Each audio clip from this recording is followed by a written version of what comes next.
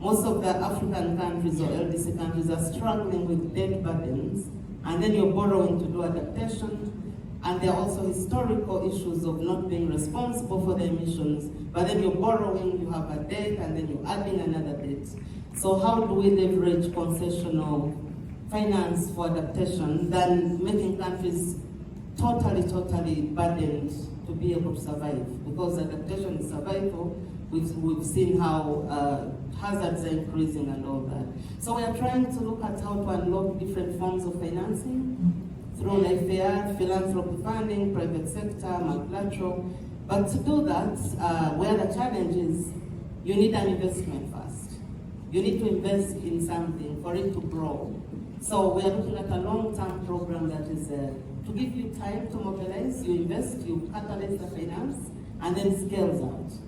So, but because you can't do it in a short time, so that's where we are, but we are looking at the long term. Can the LDCs be independent and be able to write proposals that are bankable, and they're able to get financing into the country, and they're able to scale it out?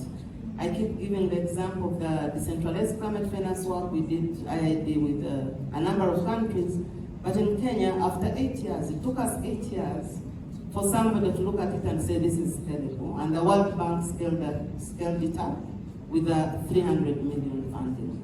So it takes time. Short-term interventions will not solve the problem. Yeah.